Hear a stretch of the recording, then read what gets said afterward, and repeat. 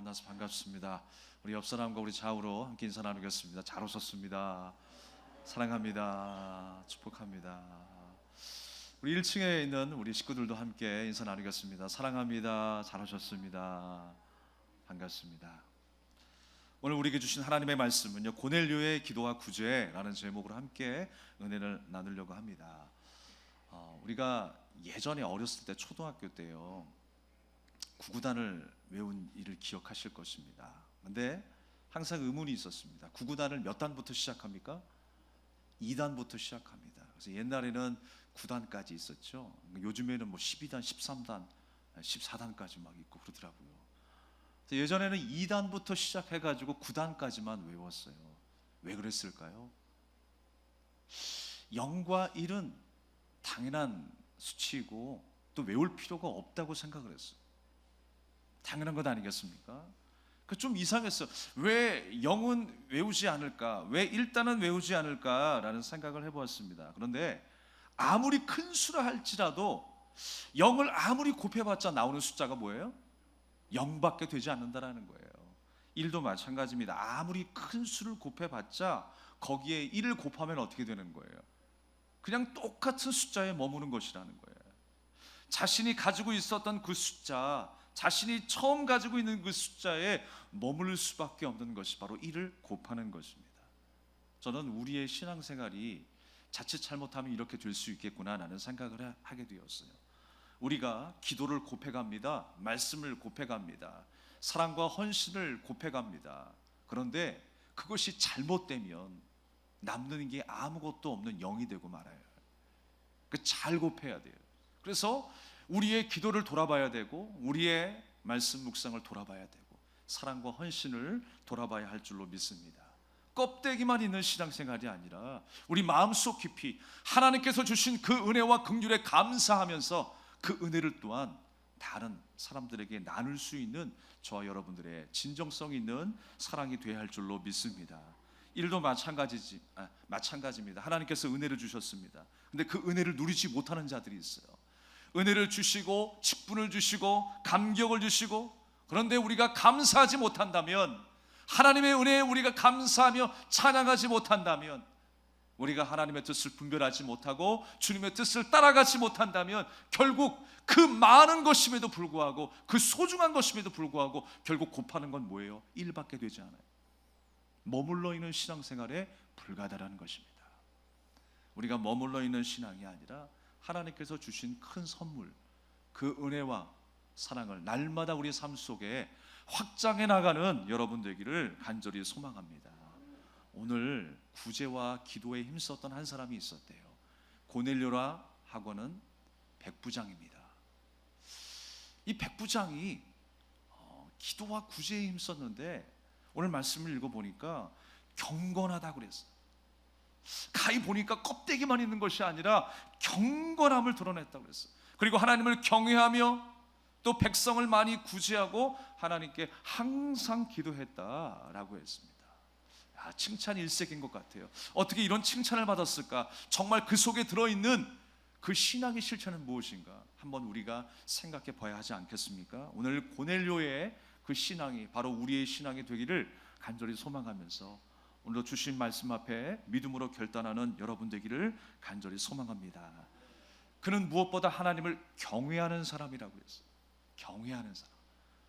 경외한다라고 하면 한자 풀이 그대로 존경하고 두려워한다라고 하는 의미지만, 보다 근접하는 그 의미는요, 바로 여기 있습니다.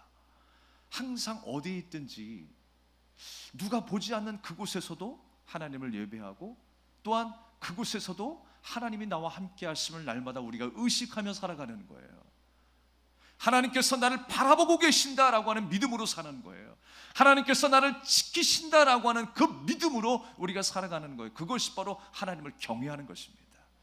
그냥 막연하게 두려운 게 아니에요. 막연하게 우리가 하나님을 공포스럽게 생각하는 것이 아니라, 하나님을 경외한다면 어디에 있든지 오늘도 하나님의 은혜와 섭리 가운데 살고 있음을 믿는 거예요. 할렐루야. 이 땅의 모든 것을 다스릴 자가 바로 하나님이심을 믿는 거예요. 그 하나님을 경외하며 찬양할 수 있기를 바랍니다. 지금 고넬료가 백부장이라고 했습니다. 유대인들을 다스리면서 그들을 통치하는 가운데 그들의 마음에 어떤 환심을 사기 위해서 내가 잠깐 그리스도인으로 개종? 이게 아니라는 거예요. 그 마음이 진짜였다라고 하는 것입니다. 그 믿음이 가짜가 아니라 명목상 그리스도인이 아니라 진짜 찐 그리스도인이었다라는 거예요. 요즘에 진짜를 아주 찐 아주 그냥 많은 사람들이 노래하면서 이야기를 하는데 진짜 그리스도인이었다라는 거예요. 우리도 이렇게 살아야 하지 않겠습니까? 하나님 앞에서 명목상 그리스도인이 아니라 무리만 있는 그리스도인이 아니라 진짜 하나님께서 기뻐하시는 진정한 그리스도의 향기를 낼 수 있는 그리스도인이 되시기를 간절히 소망합니다. 어느 날 이 고넬료에게 하나님께서 나타나 주셨어요. 성령의 감동 가운데 환상을 보게 되었습니다. 제 90쯤 되어 환상 중에 발기범에 하나님의 사자가 들어와서 이르되 고넬료야 라고 부르십니다. 그때 고넬료는 그 하나님의 사자 앞에 주목하게 됩니다. 하나님께서 기뻐하셨던 그 고넬료의 경건함이 무엇이길래, 성경에서 칭찬할 만큼 그 고넬료의 그 칭찬받은 경건이 무엇이길래 오늘 말씀하고 있을까요? 우리가 다시 한번 생각해 보는 시간이 되었으면 좋겠습니다. 오늘 베드로에게도 동일하게 하나님의 환상이 임합니다. 시장할 때의 환상을 보게 되었다고 그랬어요. 배가 고파서 헛것을 본 것이 아니라 하나님께서 특별히 베드로에게 보여주신 놀라운 하나님 나라의 비전이었어요. 먼저 고넬료에게 하나님께서 나타나 주셔서 베드로를 만나라라고 하십니다. 사람을 보내어서 그를 불러내어 그 베드로를 만나게 하십니다. 그리고 고넬료와 이 베드로의 만남이 성사가 되죠. 그 이전에 베드로에게도 이미 나타나셔서 꿈을 보여주셨어요. 그 꿈이 어떤 꿈이었습니까? 하늘에서 보자기가 내립니다. 근데 그 보자기에 있었던 동물들이 있었어요. 4발 달린 짐승들, 또한 기는 짐승들, 여러 짐승들을 보니까 베드로의 그 눈에도 분별이 됐어요. 어떤 짐승들이었습니까? 부정한 짐승들이었어요. 그런데 하나님께서 갑자기 그 부정한 짐승을 먹으라 라고 말씀하십니다. 그런데 베드로는 안 됩니다 라고 말씀했어요. 왜냐하면 이 유대인들이 율법을 잘 지켰잖아요. 그 유대인들의 생각은 뭐냐면 그 부정한 짐승을 먹으면 안 되는 거예요. 그런데 하나님께서 먹으라라고 말씀하십니다. 내가 정결케 했다라고 말씀하세요. 깨끗하게 하시는 것을 내가 속되다 하지 말라라고 말씀하고 있습니다. 이 사건을 3번이나 베드로에게 보여주시면서 그 마음을 깨닫게 하시는 거예요.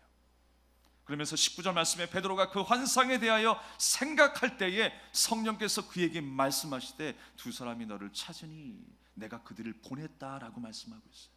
사실 여러분, 유대인들은요 이방인과 상종을 하지 않았어요. 부정하다 생각했어요. 율법을 어긴 것이라고 생각했습니다. 그런데 하나님의 감동이 그 환상을 통하여 하나님 나라 비전을 보게 하시고 깨닫게 해주셔서 그들을 만나게 하시고 결국에는 그들이 하나님께로 돌아올 수 있는 그 이방인의 사도 역할을 감당하게 하시는 거예요. 무엇이 하나님의 비전이고 하나님의 뜻이었습니까? 지금 유대인에게 복음이 머물러 있는 것이 아니라 그 복음이 많은 사람들에게 땅 끝까지 이르러 사마리아 성을 넘어서 소외된 지역을 넘어서 땅 끝까지 이르러 결국 이방 나라 로마에까지 하나님의 복음이 전파되어서 주 예수 그리스도를 믿는 자마다 하나님의 자녀가 되게 하시는 놀라운 은혜를 지금 하나님께서 펼쳐나가고 계시는 거예요. 이 모든 역사가 성령의 역사인 줄로 믿습니다. 점점 그 사역이 땅끝으로 향하고 있었습니다. 이방인까지 향하는 하나님의 그 구원의 손길, 바로 우리에게까지 전달된 줄로 믿습니다. 누구든지 주를 믿는 자마다 멸망치 않게 하시려고 하는 하나님의 사랑, 그 하나님의 긍휼이 점점 퍼져가고 있었다라고 하는 것입니다. 특별히 오늘 고넬료의 그 신앙을 이야기할 때 경건하다라고 했어요. 하나님께서는 그 초대교회에 그 이방인 한 사람을 하나님의 자녀로 세우시면서 로마 전역에 하나님의 말씀이 선포되게 하셨습니다. 디모데전서 3장 16절 말씀에 보게 되면 과연 경건이 무엇인가에 대해서 생각하는 말씀이 나와요. 디모데전서 3장 16절 말씀에는요, 경건이란 그리스도를 믿는 그 믿음을 근거로 한다라는 것을 말씀하고 있습니다. 겉모양이 아니라 그리스도의 길과 삶을 따르는 것, 그것이 바로 진정한 경건이라고 하는 거예요. 그러면서 소개하기를 육체를 입으신 하나님이시고 영으로 의로우신 분이 바로 예수 그리스도이심을 우리에게 말씀하고 있어요. 천사들에게 보이시고 만국에 전파되시고 세상에서 믿음받으시고 영광 가운데서 올려주신 분, 바로 그분이 예수님이라는 거예요. 그 예수님을 믿는 자가 바로 경건한 자다라고 하는 것입니다. 우리 속에 그 예수님이 계십니까? 나 또한 그 예수님을 그렇게 고백하고 있습니까? 나를 위해 이 땅에 육체를 입고 오신 하나님, 그 하나님께서 나를 위하여 고난당하시고 죽으시고 부활하셨다라고 하는 사실을 믿으십니까? 그리고 오늘 이 순간도 변함없이 나와 함께하고 있음을 믿으십니까? 여전히 실패와 곤고 속에서도 나를 바라보고 계시고 나를 선한 길로, 축복의 길로 인도하고 있음을 믿으십니까? 바로 그것이 경건의 비밀이라는 거예요. 어떻게 우리가 이렇게 살 수 있을까요? 우리는 이렇게 살 수 없어요. 그런데 성령께서 그렇게 우리를 인도해 가신다라는 거예요. 하나님 나라 백성으로 살아갈 수 있도록 성령께서 우리에게 끊임없이 감동을 허락하시고 채찍질하시고 그렇게 하나님의 뜻대로 우리를 인도해 나가신다라는 거예요. 날마다 우리는 그 인도함 앞에 순종하며 따라가야 할 줄로 믿습니다. 우리가 보통 그래요. 신령한 사람들을 보고 능력을 행하는 사람들을 보면 마치 다 알아서 할 것 같아요. 신적인 존재 같죠. 완벽할 것 같고요. 매사에 기쁨이 넘칠 것 같고요. 매사에 흠이 없을 것 같아요. 많은 사람들에게 덕이 될 것 같고 많은 사람들 앞에서 자신감 넘치는 사람으로 살아갈 것 같아요. 그러나 사실 그렇지 않더라고요.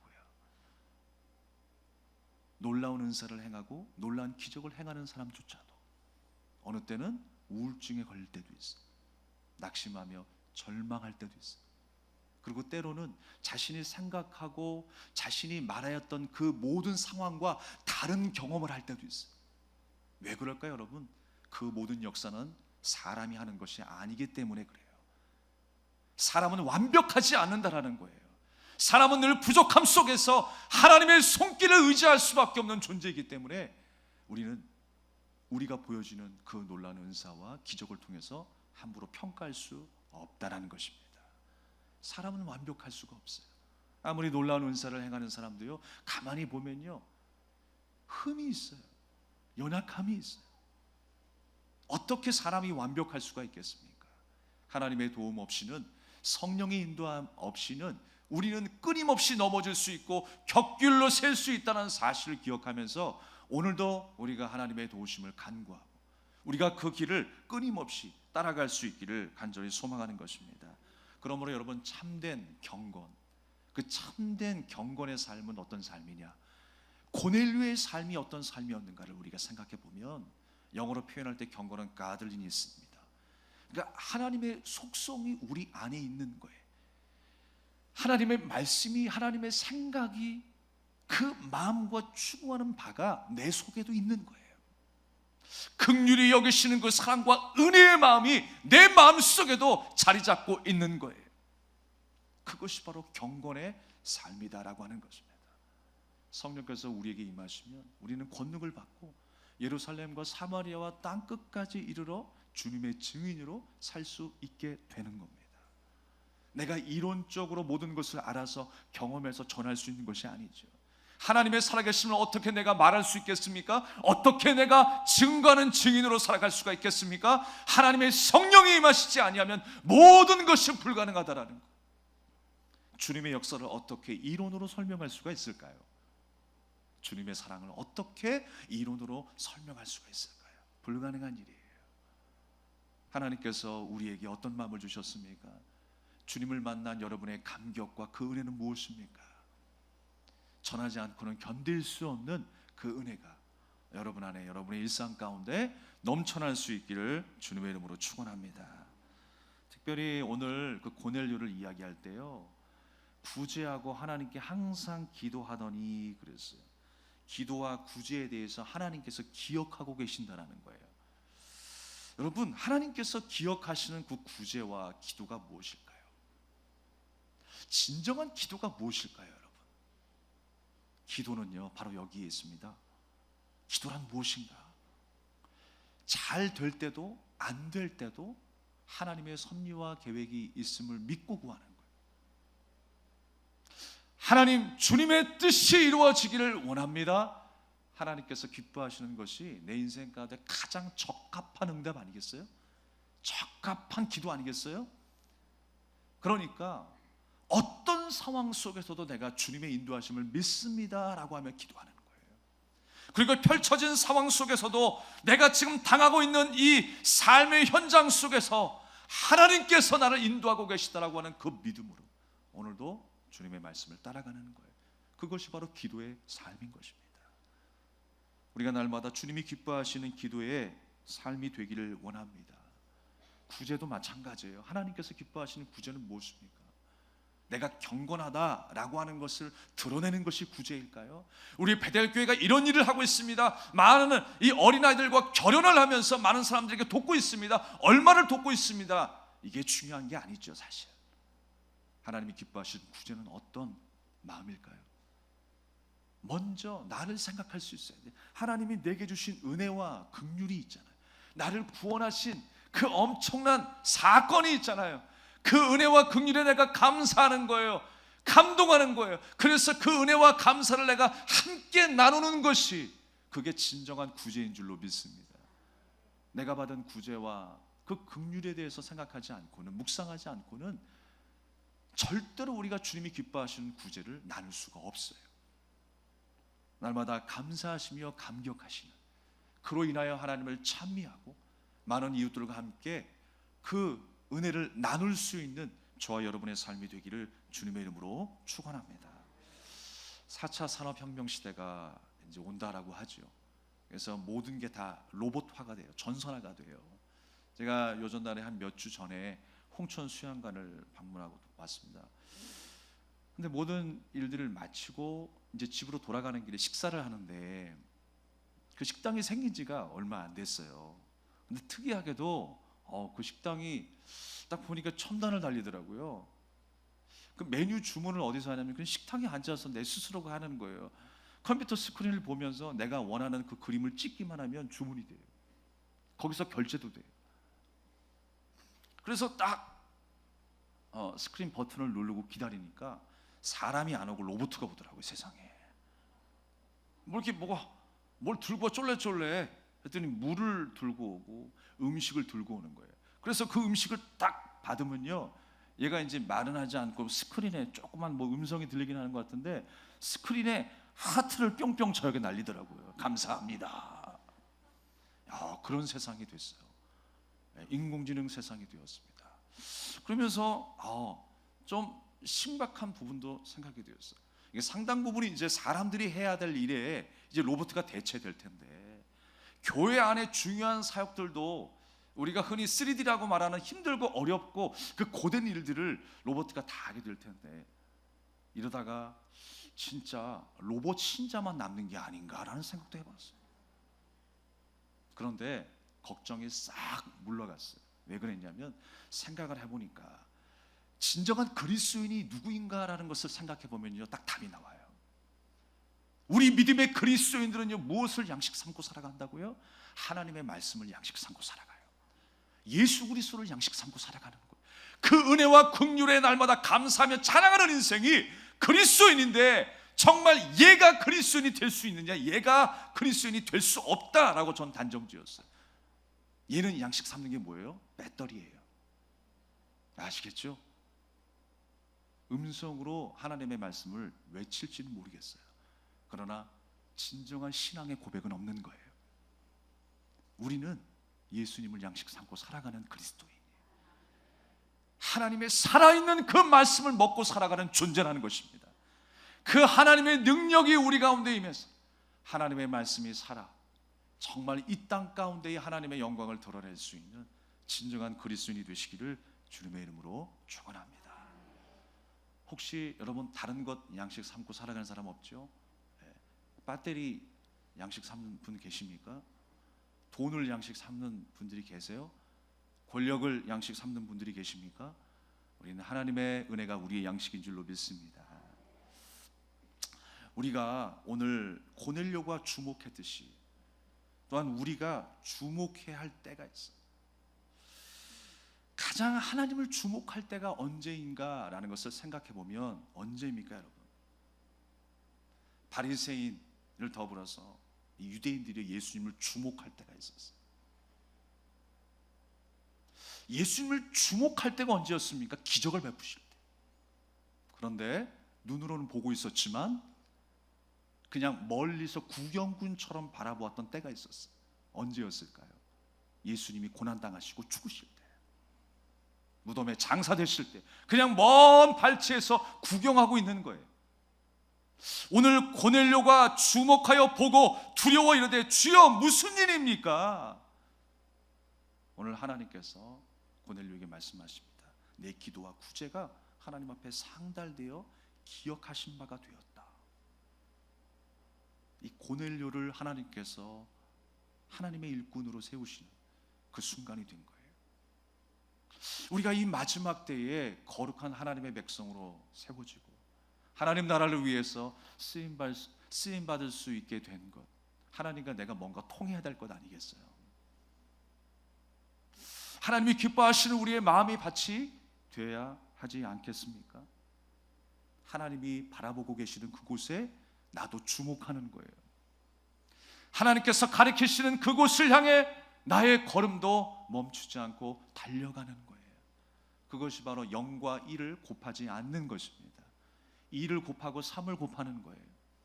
날마다 우리의 신앙이 그렇게 곱하기가 될 수 있기를 바라겠습니다. 우리가 정말 주목해야 할 때는 언제인가를 생각해 보면요, 사실 고난의 때에 더 주목할 수밖에 없어요.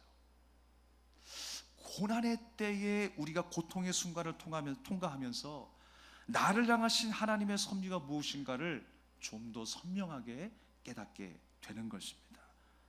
우리가 하나님의 살아계심을 믿는다면 환희에 차 있는 순간뿐만 아니라 그때만 내가 하나님을 찬양하는 것이 아니라 절망적이고 열악한 그 상황 속에서 더 하나님을 찬양하며 하나님을 주목해야 할 때라고 하는 사실을 기억해야 할 줄로 믿습니다. 하나님께서 우리를 주목하게 하시고 주님의 뜻을 바라보게 하시고 오늘도 주님의 손을 붙잡게 하셔요. 바로 그 삶이 바로 기도하는 삶입니다. 오늘 고넬료가 기도하면서 그러한 삶을 추구했다라고 하는 것입니다. 우리가 이번 한 주 동안에 또 많은 일들이 있을 것입니다. 힘들고 어려운 시간들을 우리가 또 지나게 될 것입니다. 그러나 우리가 다시 한번 쉽게 우리의 삶의 모습을 평가하고 생각하는 것이 아니라 하나님의 뜻을 다시 한번 생각하고 하나님의 뜻을 따라 오늘도 묵묵히 인내하며 걸어갈 수 있기를 간절히 소망합니다. 유대인들에게 있어서 구제라고 하는 것은 사실 전통적으로 하나의 수단에 불과했었습니다. 그러나 하나님이 기뻐하시는 구제는 단순히 좋은 일만 많이 하는 것이 아니라 그 은혜와 긍휼에 감사하고 또한 그 감사함을 함께 나누는 것이라고 이야기했습니다. 내가 여유가 있고 많이 있어서 돕는 것이 아니라 하나님께서 주신 그 은혜가 너무나 감사하여서 함께 나누게 된 것입니다. 지금 고넬료의 그 삶을 통해서 베드로를 만나게 하시고 이제 그 베드로를 통하여 이 고넬료를 통하여 이방 민족에게까지 로마에게까지 전 세계에까지 복음이 확장되는 놀라운 역사가 일어나게 된 것입니다.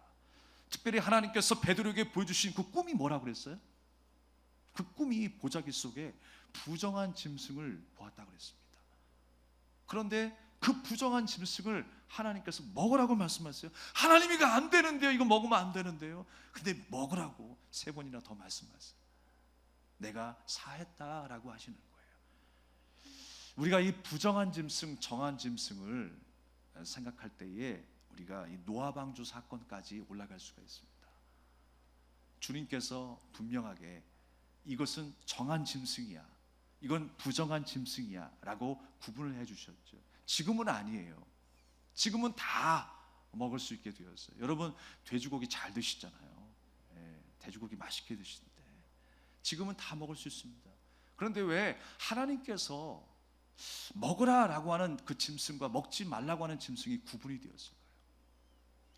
아니 그냥 아예 부정한 짐승이면 하나님께서 노아 방주에 들이지 마시고 그냥 내버렸으면 다 죽었을 텐데, 사라졌을 텐데 왜 그것을 한꺼번에 들어가게 하셨을까? 우리는 의문을 가질 수가 있어요.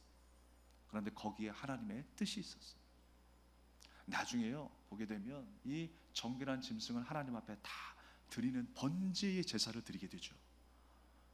그 번제의 제사를 통해서 불태워질 때에 하나님께서 뭐라고 말씀하시는 거예요? 흠양하신다라고 말씀하세요.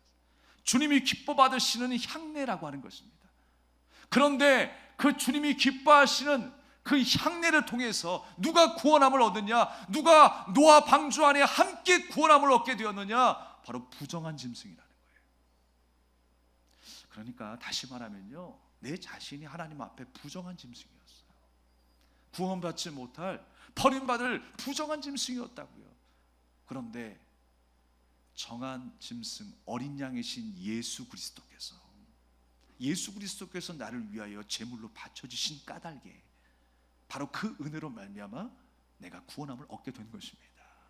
바로 그 사건을 우리에게 보여주시는 거예요. 그러니까 어느 누구 하나 잘났다라고 당당히 말할 사람이 없어요. 왜 하나님께서 그 환상 중에 이 환상을 하나님께서 보게 하셨을까요? 너희 유대인이지, 이스라엘 백성이지, 하나님의 선민이라고 잡아오는 사람들이지, 아브라함의 후손들이지. 그런데 이제 내가 너의 편견을 깨뜨려야 되겠다. 너희 안에만 구원이 있는 게 아니야. 성전에만 구원이 있는 게 아니야. 바로 예수 그리스도를 주라 시인하는 그 고백 가운데 구원이 있음을 말씀하고 있어요. 거기에서 이제 벗어나서 이방 땅으로 향하고 내가 예비하고 준비하고 있는 그 영혼들에게 복음을 증거해서 그들 또한 하나님의 자녀가 되게 하라라고 말씀하시는 거예요. 그래서 그 환상을 보게 하셨어요. 그러니까 베드로의 그 편견을 하나님께서 깨뜨리시고 고넬료를 만나게 하시면서 하나님의 구원받은 자녀로, 하나님의 사도로 쓰임받게 한 줄로 믿습니다. 그것이 바로 하나님의 섭리였어요. 누가복음 11장 37절 이하에 보게 되면 주께서 이르시되 너희 바리새인은 지금 잔과 대접의 겉은 깨끗이 하니 너희 속에는 탐욕과 악독이 가득하도다. 어리석은 자들아, 겉을 만드신 이가 속도 만들지 아니하셨느냐? 오직 그 안에 있는 것으로 구제하라. 그리하면 모든 것이 너에게 깨끗하리라 라고 했어요. 오직 그 안에 있는 것으로 구제하라는 거예요. 오직 그 안에 있는 게 뭐예요? 진짜 신앙의 고백과 그 믿음을 말씀하고 있는 것입니다. 은혜와 긍휼, 하나님께서 내게 베풀어 주셨다라고 하는 그 은혜와 긍휼, 그 신앙의 고백이 우리 안에 있어야 한다라고 하는 것입니다. 그 은혜와 긍휼의 고백 없이 우리가 예배하고 또는 우리가 봉사하고 헌신하는 모든 것들 다 헛될 수 있음을 주님께서는 말씀하고 있는 것입니다. 하나님께서 우리에게 주신 그 은혜를 생각한다라는 것, 나도 부정한 짐승이었기 때문에, 그래서 어느 누구도 사실 여러분 우리 앞에서 용서하지 못할 대상이 없어요. 사랑하지 못할 대상이 없는 거예요. 저 사람은 안 바뀌어, 저 사람은 하나님도 포기하셨어. 여러분, 하나님이 포기하실 수 있는 사람이 있습니까? 하나님이 포기한 사람은 없어요. 내가 포기할 뿐이에요. 내가 용서하지 못할 뿐이고 내가 사랑하지 못할 뿐이라는 거예요. 우리가 주님의 은혜와 긍휼 안에 사는 주님의 자녀라고 생각이 되면 우리는 다시 한번 감사하며 사랑과 긍휼로 또 용서로 서로가 서로를 섬겨야 할 줄로 믿습니다. 그것이 바로 경건한 자의 모습이다라고 하는 것입니다. 주님의 은혜를 체험하고 그 은혜 속에 살아가는 믿음의 자녀의 모습인 것입니다. 오늘 베드로가 그러한 편견을 깨뜨렸던 것처럼 나만 잘났고 또한 우리 안에만 구원이 있다라고 하는 그 생각의 편견을 깨뜨리고 이방으로 나간 것처럼 담을 허물고 많은 이웃에게 다가갔던 것처럼 우리 한 주의 삶이 주님의 사랑을 머금고 또 주님의 사랑을 나누는 귀한 시간들이 되시기를 주님의 이름으로 축원합니다. 그래서 하나님의 구원의 원리를 베드로가 깨닫게 된 거예요. 또한 고넬료도 깨닫게 되었겠죠. 하나님께서 기뻐하시는 이제 그 삶, 부정한 삶에서 정결한 삶으로 바로 예수 그리스도의 그 은혜로 불태워져서 우리의 삶이 하나님이 받으시기에 합당하고 흠양하시는 삶이 된 것처럼, 또한 우리의 입술을 통하여 많은 사람들이 하나님께로 돌아오는 놀라운 역사가 있게 될 줄로 믿습니다. 사실 여러분, 많은 전문가들이 이야기를 해요. 코로나19 백신이 내년쯤 나올 것이다 라고 이야기를 해요. 그러나 한편에서는 언제 나올지 확실하지 않다라고 이야기를 해요. 모든 상황이 종결되기까지는 확신할 수 있는 것이 아무것도 없다라고 하는 것입니다. 그러면서 교회에서도 많은 목사님들이 이야기합니다. 교회도 점점 어려워질 것이다. 앞으로 문을 닫는 교회도 늘어날 것이다. 설마 하겠지만 그 설마가 현실이 될 것이다. 위기의 소용돌이 속에서 휘청이게 될 것이다 라고 말씀들을 하십니다. 여러분, 왜 이렇게 고난의 끝이 보이지 않는 걸까요? 여러분의 개개인 삶의 질병으로, 가난으로 왜 이렇게 고통의 삶이 끊이지 않는 걸까? 우리가 생각할 때는요, 모든 게 다 두려워요. 답변하기도 힘들어요. 그런데 우리는 하나님의 강력한 말씀을 의지하며 또 이 하루를 살아가는 거예요. 우리가 새벽 예배를 통해서 말씀해 주시지만 이사야 시대 때에 이스라엘 백성들이 하나님께 불순종해서 결국 그 땅의 심판을 받고 바벨론으로 끌려가고 아수르 민족을 통해서 고통을 당해요. 그들이 정체성으로 삼았던, 신앙의 정체성으로 삼았던 그 예루살렘 성전마저 완전히 무너지게 되는 그 비극의 참상을 경험하게 돼요. 그럼에도 불구하고 하나님께서 희망의 메시지를 던져주시잖아요. 남은 자가 있다라고 말씀하세요. 고통 중에도 핍박 중에도 여전히 하나님을 경외하면서 하나님을 사랑하고 하나님을 예배하며 눈물 속에서 하나님을 의지하는 그 믿음의 소수가 지금도 있다라고 말씀하셨어요. 여러분, 고통 중에 괴로우십니까? 하나님께서 우리를 남은 자로 불러주셨습니다. 도저히 세상 사람들이 이해가 안 되고 도저히 감당할 수 없는 상황이지만 하나님께서 나를 남은 자로 불러주셔서 그 은혜를 포기하지 않고 붙잡게 하셨어요. 그 은혜를 포기하지 않는 것이 은혜입니다. 그 사랑을 내가 포기하지 않는 것이 은혜입니다. 그 말씀을 내가 의심 없이 붙잡고 의지하며 살아갈수록 도우시는 그 성령님, 그 성령님께서 베드로를 변화시키셨고 고넬료를 변화시키시고 나를 변화시키셔서 또한 나의 입술을 통하여 나의 삶을 통하여서 하나님이 증거되게 하신 줄 믿으시길 바랍니다.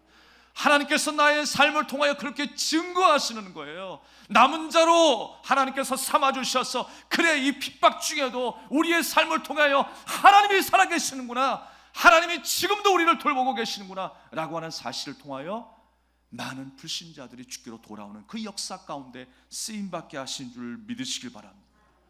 함께 따라하겠습니다. 나는 남은 자이다. 나는 남은 자이다.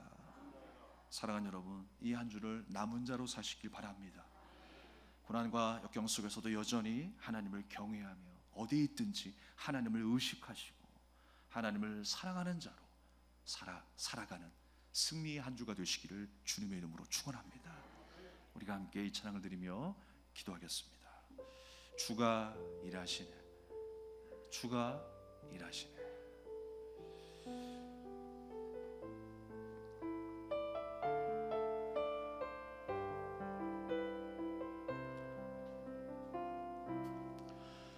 날이 저물어 갈 때, 빈들에서 걸을 때, 그때가 하나님의 때. 내 힘으로 안 될 때, 빈손으로 걸을 때, 내가 고백해 여호와 우리 모인 이곳에, 우리 모인 이곳에 주님 함께 하시네. 누리네 아버지 은혜. 적은 떡과 물고기 내 모든 걸 드릴 때 모두 고백해 여호와 이래. 주가 일하시네, 주가 일하시네. 주께 아끼지 않는 자에게 주가 일하시네, 주가 일하시네. 신뢰하며 걷는 자에게. 다시 한번 찬양하겠습니다. 날이 저물어 갈 때, 빈들에서 걸을 때, 그때가 하나님의 때. 내 힘으로 안 될 때, 빈손으로 걸을 때, 내가 고백해 여호와 이래. 우리 모인 이곳에, 우리 모인 이곳에 주님 함께 계시네. 누리네 아버지 은혜. 적은 떡과 물고기 내 모든 걸 드릴 때 모두 고백해 여호와 이래. 주가 일하시네, 주가 일하시네, 주가 일하시네. 주께 아끼지 않는 자에게 주가 일하시네, 주가 일하시네. 신뢰하며 걷는 자에게 주가 일하시네, 주가 일하시네, 주가 일하시네. 주께 아끼지 않는 자에게 주가 일하시네, 주가 일하시네. 신뢰하며 걷는 자에게.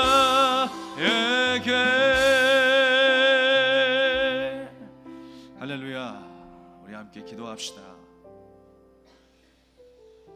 고난의 연속이지만 다시금 주님을 바라볼 수 있게 하신 그 은혜, 내 힘이 아니라 성령의 인도하심입니다.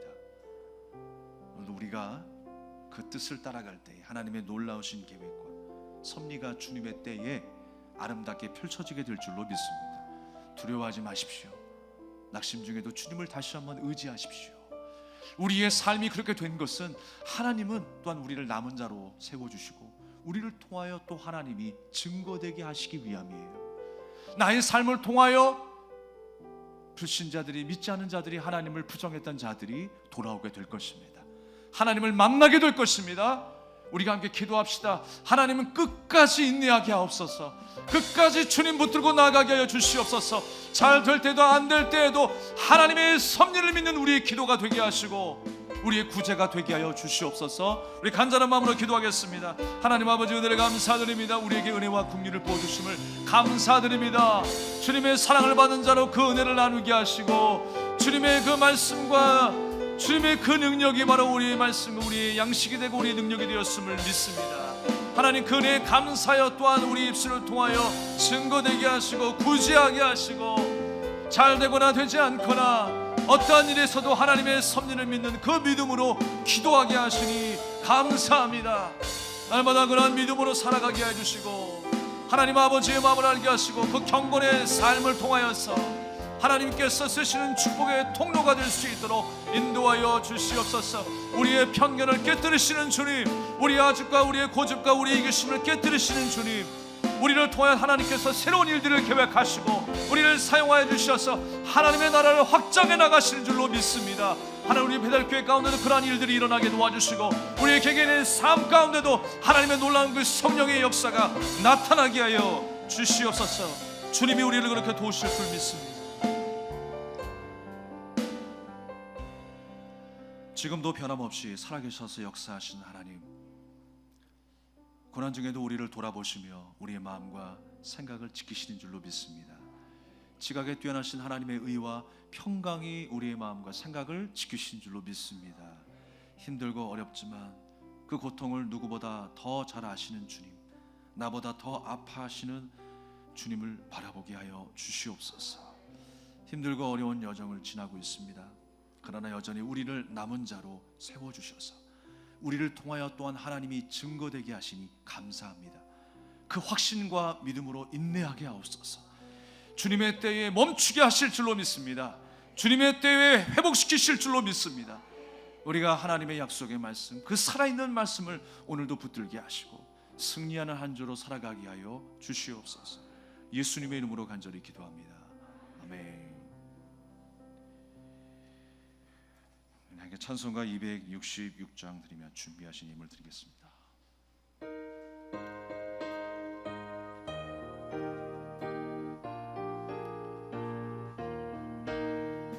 주의 피로 이룬 샘물 참 깊고 넓도다.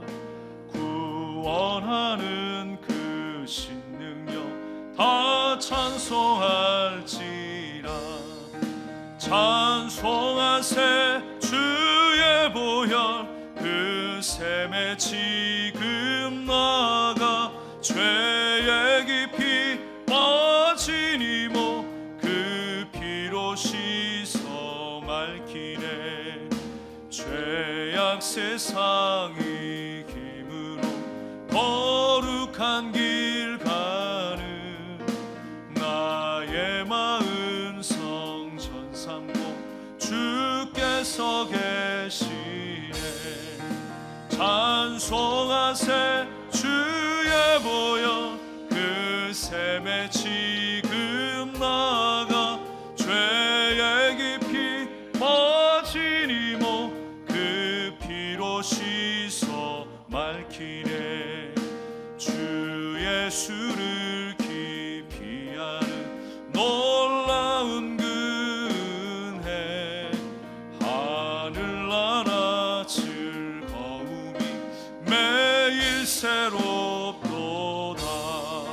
찬송하세 주의 보혈 그 샘에 지금 나가 죄의 깊이 빠진 이모 그 피로 씻어 맑히네. 아멘. 힘을 위해서 기도하겠습니다. 하나님 아버지, 은혜를 감사드립니다. 예배를 통하여 귀한 마음을 담아 귀한 예물을 드렸습니다. 예물을 흠양하여 주시옵소서. 주님이 기뻐 받으시는 예물이 되게 하시고 손길마다 가정마다 또 생업마다 주님 주관하여 주셔서 물질로 인하여 어려움 당하지 않게 하시고 우리 마음을 심은 그 뜻대로 아름답게 열매 맺게 하여 주시옵소서. 하나님의 계획하심과 아름다운 그 열매 속에 주님의 살아계심을 증거하고 증명할 수 있는 우리의 일상이 되기를 원합니다. 하나님께서 여기까지 우리를 이렇게 도우셨느라고 간증하는 인생들 되게 하여 주시옵소서. 육체의 강건함도 허락하여 주시고 힘들고 어려운 고난 중에도 하나님의 살아계심을 증거하고 나타낼 수 있는 우리의 삶이 되게 하여 주시옵소서. 강하고 담대하게 하시고 하나님의 전신갑주를 입은 주의 강한 용사로 승리하는 주님의 권속들이 다 될 수 있도록 인도하시고 지켜 주시옵소서. 이제는 우리 주 예수 그리스도의 은혜와 우리 아버지 하나님의 무한하신 사랑과 성령님의 감화감동 내주 역사하심에 충만하신 교통의 은혜가 날마다 우리를 지키시고 인도하시는 그 하나님을 의지하며 진리의 성령님을 따라 순종하며 걸어가길 원하는 믿음의 성도님들 머리 위에 이제로부터 영원토록 함께 하시기를 간절히 축원하옵나이다. 아멘.